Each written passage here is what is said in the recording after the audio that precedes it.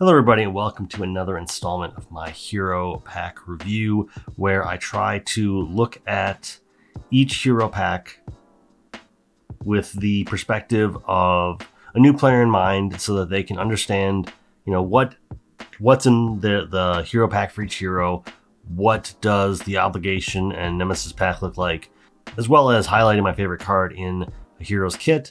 And slapped in the middle of all of this, we will also be looking at an example deck that can be used as kind of the next steps forward if you happen to really love the hero of the day and want to go further outside of just their pack, maybe explore their wave a little bit more. I've been trying my best to try to keep that to a minimum, where we will be including the hero pack and the core set is kind of a given, but then minimizing the amount of additional packs that you have to go out and buy, trying to cap that at 3 or 4 additional packs you'd have to buy. Although I think the best examples are always going to be when you can get away with the core set, the hero pack, and one other pack. And hopefully it falls into an aspect that really speaks to, everybody. Real quick before we get into all the hero pack discussion, I just want to remind everybody that if you enjoy hearing about encounter sets, go listen to Critical Encounters. If you just enjoy card by card analysis, go check out The Winning Hand. For think pieces and strategy, we have a great catalog with Get Up and Game. And then for gameplay, we've got Rey Plays Games and Solo Marble Champion for your gameplay needs. But we'll start off with Ororo Munroe, Mutant Alter Ego with 3 recovery, and the text: Ororo Munroe begins the game with the weather deck. See the insert. That's all going to be explained. And the I Feel a Storm Coming, which is a setup ability. Choose a support from the weather deck and put it into play. So this is the main part of Storm's gimmick, is that she is going to use her powers to control the weather, as seen all the way back in, I think that was like 1975 in Giant Size X-Men. Classic X-Men character here. Most people already know what she does. She controls the weather. That's part of her gimmick. And you start off with one of the cards from her weather deck in play immediately. I think we'll talk about the full card and then we'll talk about the weather deck real quick. Oh, additionally, 6 hand size, 10 hit points. Pretty good. Pretty sure that's pretty standard for the X-Men. They've all kind of hit a low of 9, but average of about 10, I would say. So that's plenty bulky. Let's get into the Storm side, though.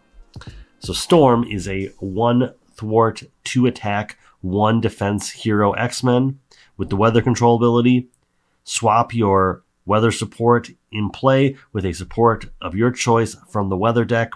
Resolve the special ability on the weather support in play. Limit once per round.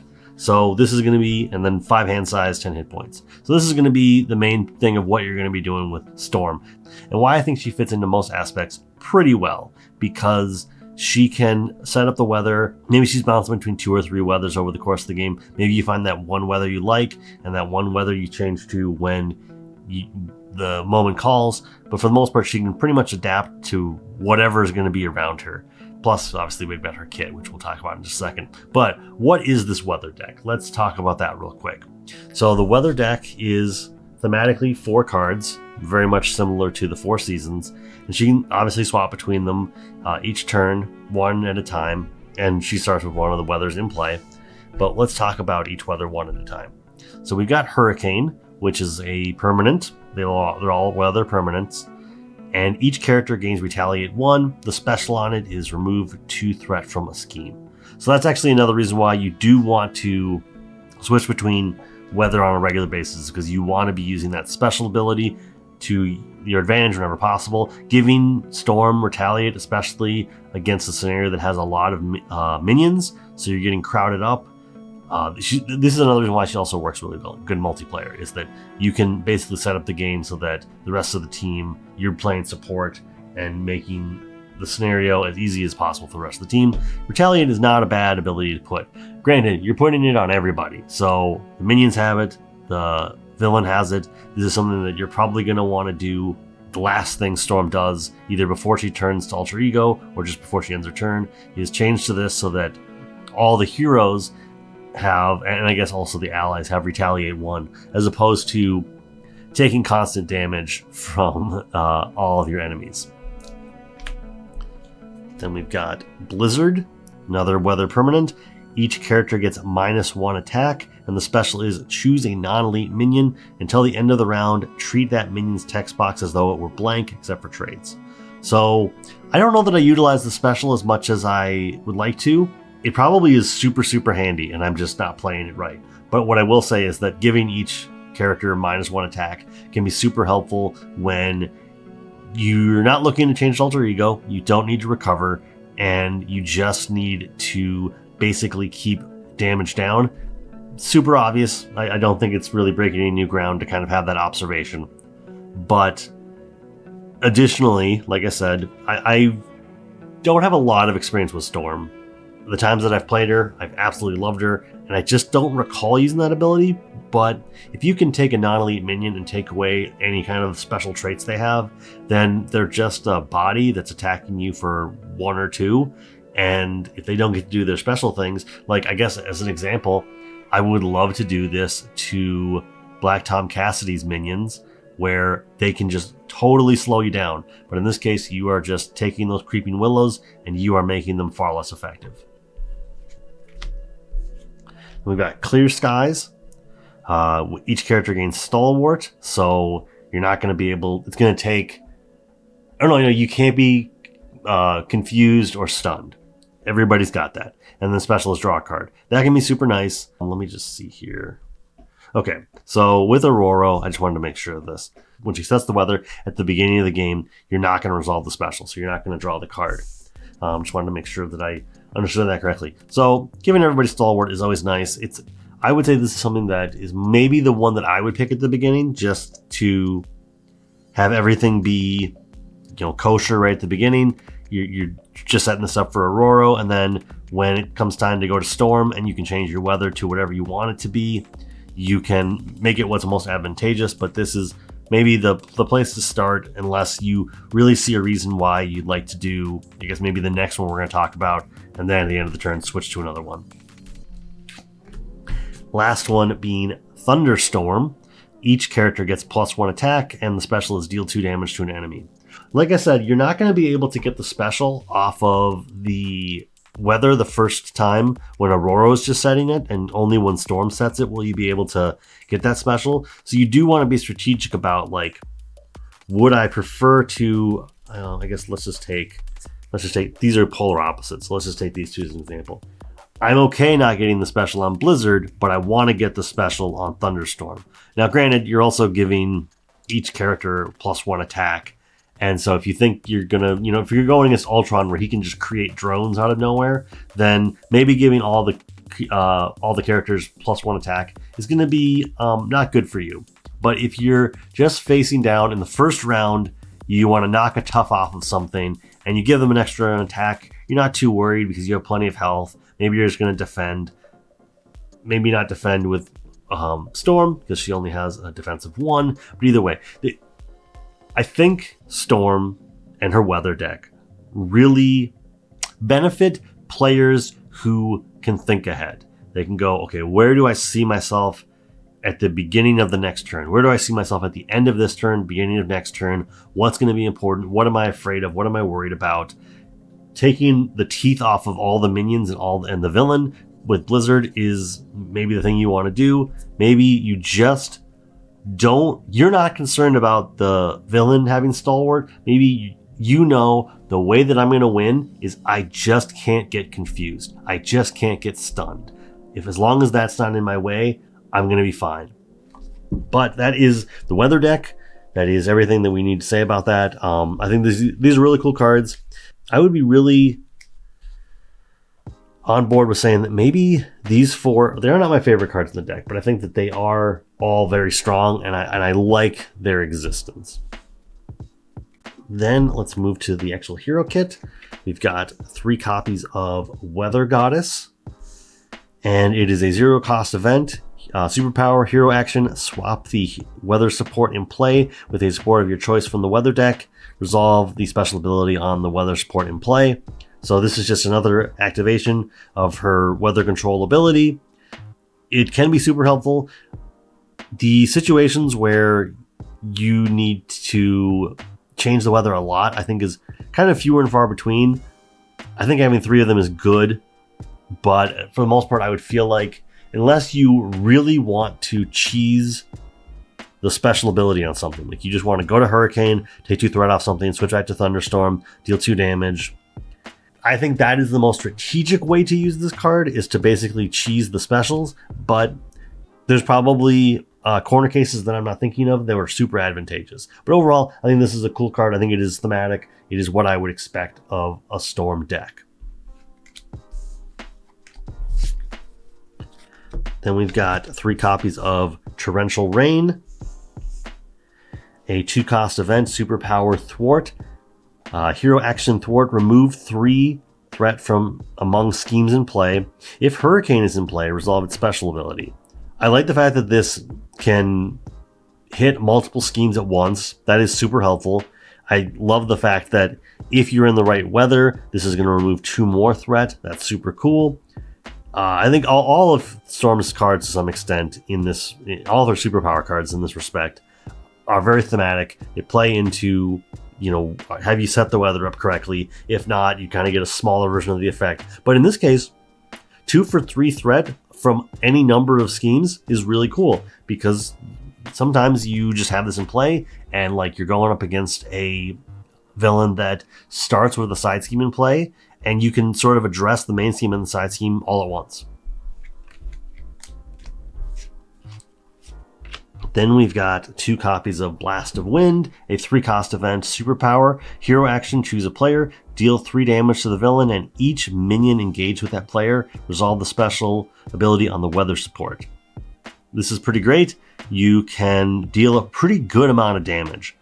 3 is a lot. That is most of your hand, because she does have a 5 hand size. That's going to be most of your hand for the turn if you're just playing cards out of your hand. But 3 damage to the villain and 3 damage to each minion engaged with a player, that's probably going to take out multiple minions. There's not too many minions that I can think of that are going to survive that.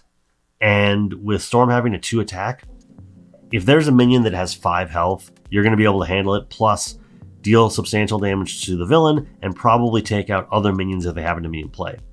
I think this does work best in a multiplayer scenario. Okay, obviously it works great in a solo scenario, but in a multiplayer scenario, this is good when you are playing with somebody who can basically use, that's aerial traded kind of, get over here, where you can, for like 0, deal a damage to a minion and engage it if you have aerial. If you're playing with somebody that can basically pull minions to them so that they can kind of collect them, and maybe they're playing protection where they can minimize the amount of damage that minions are making to them, and then just build up this nice big turn where you can wipe out all of them with a blast of wind, that's super cool. Well, not to mention the fact that you do get to do the special on the weather regardless of what weather it is. That's always nice. That's another part of the strategic nature of Storm. Then we've got 2 copies of Flash Freeze, a 1-cost event, defense superpower. Here, interrupt defense. When the villain attacks you, the villain and each minion engaged with you gets -3 attack while attacking you this phase. That's hefty. If Blizzard is in play, resolve its special ability. And just as a reminder, Blizzard's special ability is the blank trait on a minion. So this is one where I remember seeing the art for this card and not necessarily taking it all in. For some reason, I was thinking to myself that this was an Iceman card for a long time. When people would refer to it, I would think, Flash Freeze, that's Iceman. Not knowing the card effect, just based on the card name, that sounds like an Iceman card. But -3 attack is a lot. That especially for the cost of 1, is super cool. This is pretty close to my favorite card in the pack, just because it plays so well for defense for a hero that does not have a very strong defense score. So overall, I like this card. Play it as often as possible. Hopefully it works out for you. And if you can get that special ability on Blizzard, all power to you. And last of the duplicates is Lightning Bolt, a 3-cost event attack superpower. Deal 8 hero action attack, deal 8 damage to an enemy. If Thunderstorm is in play, resolve its special ability. That would be deal 2 more damage. So this can be kicked to deal 10 damage between 2 bodies or spread across 2 different characters. In my mind, this is like one of the best attack events because without even needing to do anything, you're already dealing 8 damage, but you have the upside of if you've set up the weather correctly, you can just take out a villain super easily, take out a minion that's really getting in the way so that they don't get another activation by using that extra 2 from Thunderstorm. This is my favorite card. The art, I think, is really on point. I'm pretty sure that's Greg Land art. Not a huge fan of Greg Land, but in this case, they used it very well. I love when an attack can deal a hefty amount of damage. This reminds me of, obviously, Swinging Web Kick, but this is right up there with Hammer Throw for me. Thor player, love Hammer Throw. It's got a lightning bolt on it, all the better. So cool, and it does not take that much effort to get the maximum amount out of it. Then moving on to the singleton cards, we've got Storm's Crown, a 2-cost upgrade item, so you can grab it with Shopping Spree. And Storm gets +1 thwart, so that would bump her up to 2. And then a hero resource, exhaust Storm's Crown, generate the printed resource on your weather support. So, just as a reminder, you do hit the full spectrum of all of them. And that's just one more layer to Storm being a deck that really feeds into Forethought. Very similar to, like, I think Magic kind of fits the same thing. Magic, you need to sort of plan your turn out knowing that some of your decisions are going to be based on how your turn progresses. Similar to Domino, also has kind of like I know I'm going to put this card back on top of my deck, so I am going to get this benefit, but everything that happens after that is just chaos. And this is one where you have a lot more control over what's going to happen, but you do need to think, okay, if I do need an energy resource, I need to have Thunderstorm out, which means that I need to do this before I change the weather. You know, having the additional thwart is great, but just being able to have that in-kit resource generator is always nice. It's something that I think I take for granted.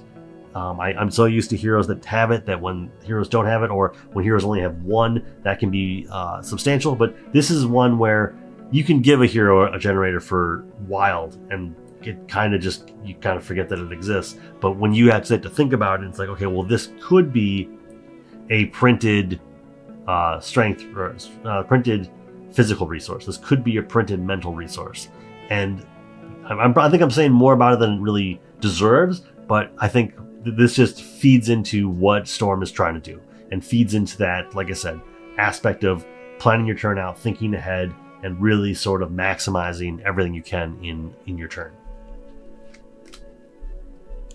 Then we've got Storm's Cape, a 3-cost upgrade item. Again, Storm gets +1 defense and gains the aerial trait. Hero response: after you resolve the special ability on your hero support, exhaust Storm's Cape, ready Storm. This is pretty easy to set up, because obviously you've got plenty of cards that say resolve the special ability on your weather support, but Storm also has that. So she can make a basic attack and then change the weather and ready back up. That's super nice. There's not a lot to say about it. This is a pretty clean card. I think giving her more defense and having her crown and cape basically make her into 2/2/2 hero is great. And once you're 2/2/2 hero, you're so well-rounded that no complaints. This is a great meat and potatoes card. Does exactly what you need it to do and helps you to ready up on a regular basis. And the last card is going to be her 1-cost support, Ororo's Garden, a location with the alter ego action of exhaust Ororo's Garden, heal 2 damage from your identity. Very similar to Aunt May that we talked about last week with Spider-Man. This is just another way to extend the amount of recovery you can do. This means that you don't necessarily have to, but you could recover 5. You could just recover 2 and get yourself back to a safe distance. You might have just gone down to Alter Ego to avoid a big attack because you've got a whole bunch of encounter cards under Venom, but now you can just, well, while I'm here, I will heal back up real quick, and I'll still be able to use my readied hero next turn.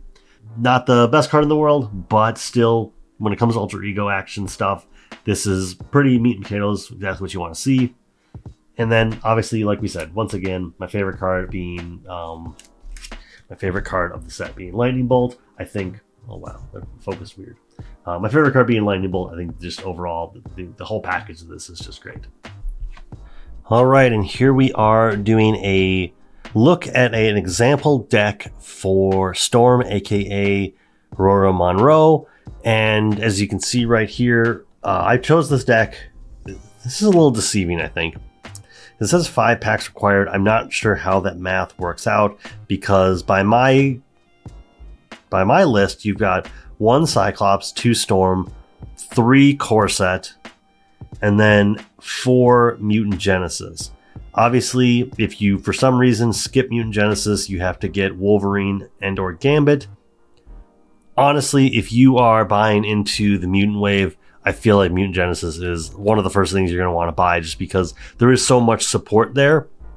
But if you would prefer to just get the Gambit and Wolverine packs to fill out the rest of this deck, I guess that's kind of your own prerogative. I'm not going to tell you how to run your life. Just do what you need to do. But either way, I think this is a good example deck, because I think leadership is really good for Storm.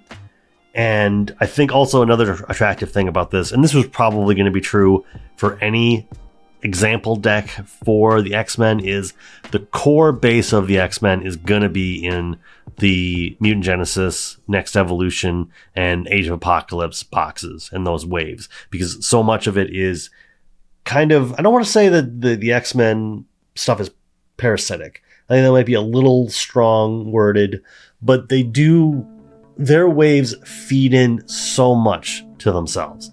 But let's just get an example of what some of these cards do. So you're playing a leadership. This is going to be a leadership deck that cares about allies, as opposed to leadership decks that care about just making Ororo as big as possible and trying to maximize her. That's more of like a Quicksilver thing, or that that's a question for the comments. What is a good leadership, but you're focused on the hero out of the X-Men stuff, out of the mutant waves? I don't know if I can think of one that fits that. I feel like the X-Men are so ally focused that maybe I'm just a miss, and I've covered pretty much everybody, and none of them are kind of jumping out to me as I would just want to utilize the hero in like a Moxie kind of style deck. But that's all to say, we're burning up time here. We're looking at cards like Angel, who gets cheaper for when you are playing her with when you're playing him with a mutant or X-Men traded hero. So this is actually a rare thing, in my opinion, for Marvel Champions, where this is a ally that doesn't really do anything. It's like once it's in play, this is Marvel Champions version of a vanilla creature, where it's like it just comes into play and its body is what it is. For 2, you get a 1 thwart, 2 attack, 3 health minion, and it has aerial, and that's it. There's no like special thing that it's doing. That's just what Angel is, and that's kind of what you see with a lot of the trait lock stuff for X-Men. It's just things improve. Like I know Colossus, it's kind of the same way. He gets reduced, but he does have toughness. So same kind of thing. He is a body that's going to just come into play. He's going to be cheaper if you're playing with the X-Men. He doesn't need to be played with an X-Men, but like if you're playing him with an Avenger, 4 is a lot, even for a 3 health minion. The fact that he can attack for 3, he doesn't have that toughness, so the first time you don't have to worry about the consequential damage. Good ally, but I think he's just improved by being in the X-Men wave. And we skipped over Beast, although I don't think there's any other ones where the cost reduction is going to be a thing, so we don't need to worry about that. Yeah, okay. So we'll just go down the list real quick. Beast, I think, is a great leadership ally in general. He goes and gets you a resource from your deck or your discard pile. Really great in Ironheart. When I showed this beginner deck to a person, I used Ironheart as like the second or third deck they'd ever played with, and he was a great way to get back Ironheart's resources. In this one, especially because we'll get into one of the resources that we're using for this deck, I think just being able to go hunt that out with as many allies as we have is going to be an important thing to do. All right, talked about Colossus. Let's look at Forge real quick. You can get yourself an X-Men or X-Force support when he comes into play. And I'm trying to think about, was there one that particularly had jumped out? I mean, obviously, X-Jet is one you're going to want to go get, but all of the supports, and we'll go in depth on them in just a second. And it's just supports, right? I'm not, okay. All the supports that are in this deck, I think, are the kind of things that you want to be familiar with if you're playing the X-Men. Then we've got Gentle, good ally, in my opinion. Deals a lot of damage, doesn't take a lot of consequential damage. Obviously, like it says, he takes an additional consequential damage if he's attacking the villain. But if you can be attacking allies for 3, that's pretty good. And getting 3 activations of that is pretty good. Havoc, who I'm never as familiar with him as I'd like to be, but force interrupt. When Havoc attacks, discard the top card of the encounter deck. For each boost icon discarded this way, he gets +1 attack and takes +1 consequential damage. So he is kind of like a big cannon. And this is also why the amplify icon on the leader of the Morlocks that we'll get into in a second is can be helpful. Kind of in the same way that one day when we get into Scarlet Witch, the amplify icon kind of plays tricky with her, and Havoc can take advantage of that. Obviously, he could burn out super quick. You might deal 5 damage, and he's just going to be dead to rights right there.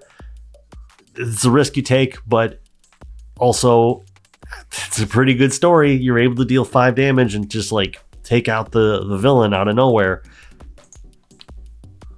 And then we've got Mirage, who, when enters play, choosing a enemy whose scheme is less than Mirage's thwart, stun that enemy.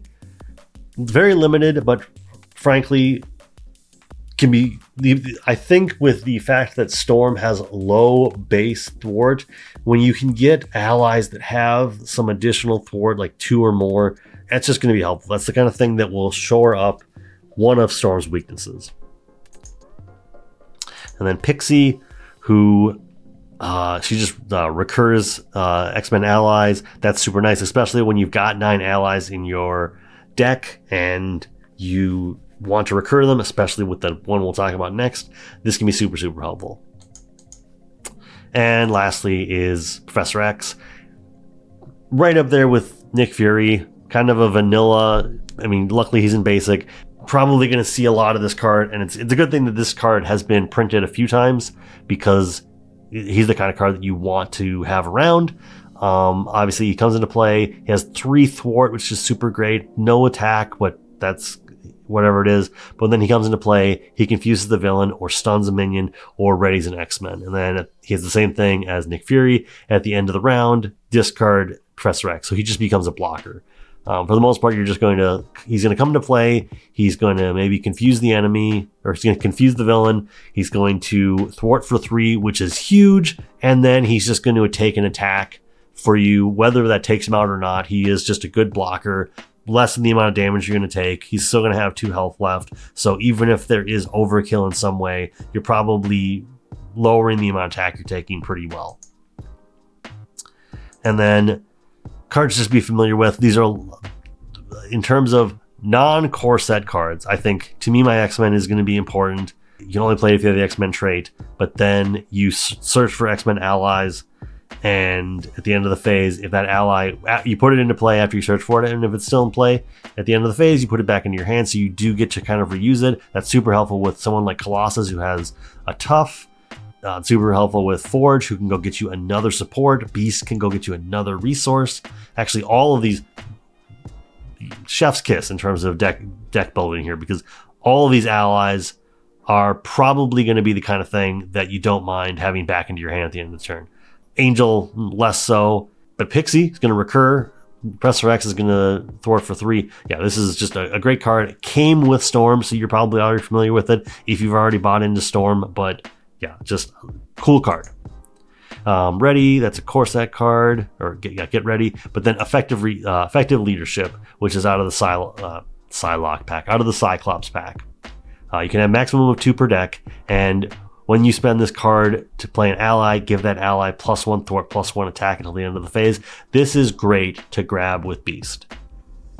Beast and effective leadership are good cards to have in pretty much any leadership deck that is going to play higher than average amount of allies, because there's always going to be somewhere to put it. It's a wild resource, so there's not a lot of allies with requirements. There's a Spider-Man that has requirements, but there's not a lot. But having a wild resource that can bump up stats is just really great. I mean, Professor X thwarting for 4 is a great swing in tempo.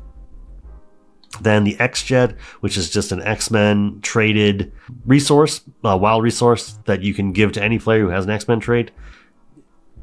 If you have the Mutant Genesis pack, box, you already know about this. You should be putting this into X-Men. It should always be on the short list of any X-Men deck you build. Might not always make it. If you're in multiplayer with other X-Men characters, definitely want to have it. But I understand it does cost 3, and not every hero can just pull 3 out of nowhere. Utopia, which gives you extra allies, which is going to be important for this deck particularly. Comes out of the Cyclops pack. And when an X-Men ally enters play, exhaust Utopia, ready an X-Men character. This is also great with Iceman, because the Ice clones are X-Men, and you can ready up Iceman. And then Expansion, the Alter Ego action. Anybody who has a mutant trait can use this, even if it's in front of you, but you can heal a mutant or X-Men character for 1. Not the kind of card that probably moves waves, but might be the difference maker when it comes to whether or not the scenario was successful. Then Endurance, Leadership Skill. Oh, this was on a Storm, didn't know that. Okay. When an ally makes a basic thwart or attack action, remove 1 leadership counter of the 3 that were on here. Give that ally +1 thwart, +1 attack for this action.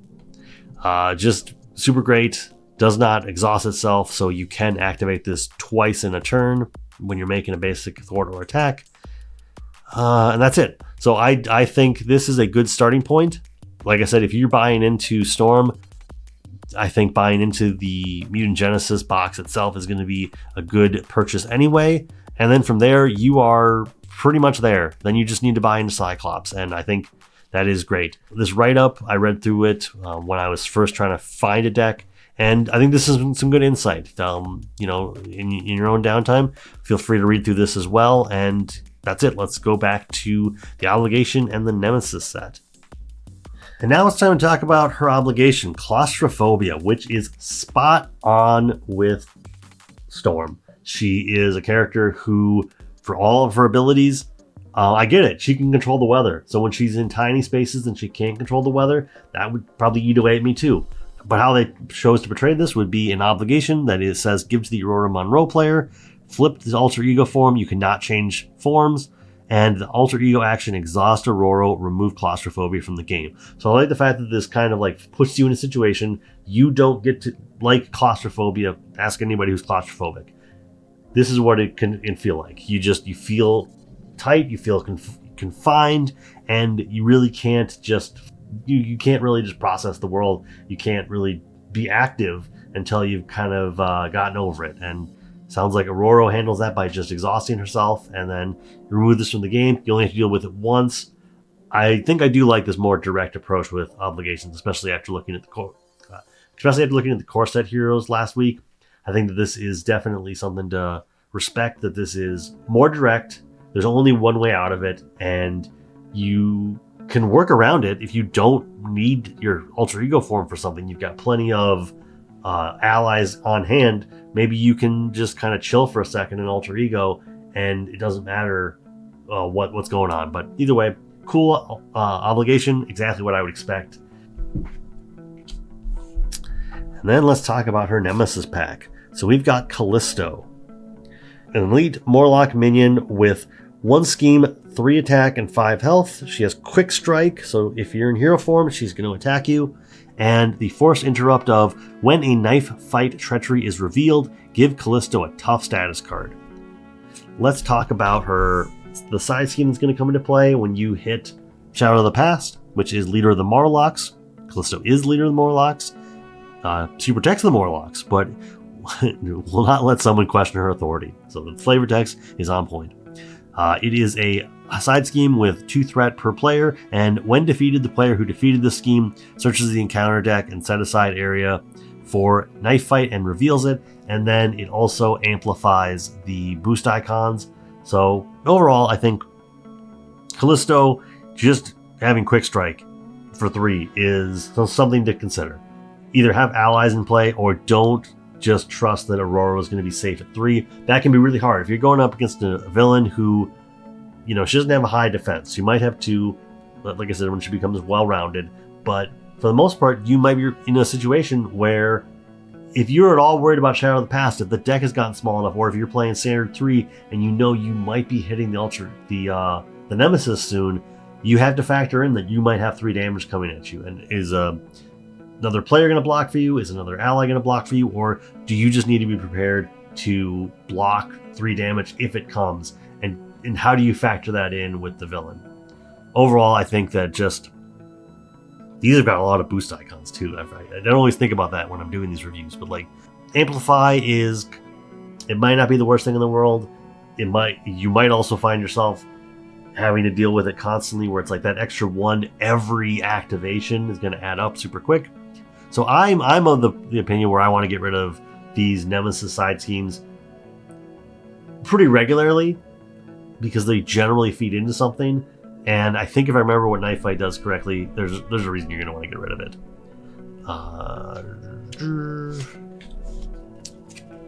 And the 2 copies of Knife Fight, speaking of the devil, is a Treachery.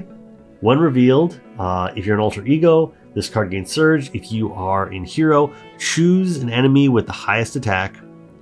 Deal damage equal to its attack. Deal damage to that enemy equal to your attack. So this can be a nice way to get rid of a minion, but it's going to be a minion that's going to have a lot of attack, and this is just direct damage. You don't get to throw somebody in front of the attack, I don't believe. So this is just hand-to-hand combat. This is mano-a-mano combat. And not only does the side scheme go look for this, and not only does Callisto gain a tough status from this, which is really hurtful, because if she's the minion that this is going to affect, she's going to get a tough status. She's going to deal 3 damage to you, and then you're just going to hit her back. And yes, you're going to take the tough status off, but whatever your attack is doesn't matter, because she's got that tough status. This is very thematic of what Callisto. When I think of Callisto, I think of her fighting Storm in the sewers. Storm, I think if I remember correctly, was depowered at the time. It was right before she fought a fully powered Cyclops to be leader of the X-Men. And yeah, this just takes me back to the 80s. It is so classic X-Men. Last card for the day is Switchblade, a attachment attached to the minion with the highest printed attack. Otherwise, this card gains Surge. It has +2 attack, and the little star saying that attached minions attacks gain piercing. So yeah, I mean, it's a knife. It's gonna pierce through your tough statuses, and it makes the minion that gets it extra beefy. If Callisto's in play, that means she's attacking for 5. Lord help you if there is a minion that has more attack than that happens to be in play, because they're going to have 6+ attack. And even if this just goes on a Hydra minion and now they have 3 attack with piercing, that's still substantial. 2+ attack is something to keep track of. Hopefully you have the ability to fight back and knock that minion out before they get you with the Switchblade, but stuff happens. And there we have it. This is Storm. I think she is a great multiplayer hero. I have enjoyed her in the solo gameplay I've had, but I feel like her weather deck really feeds into multiplayer play really well.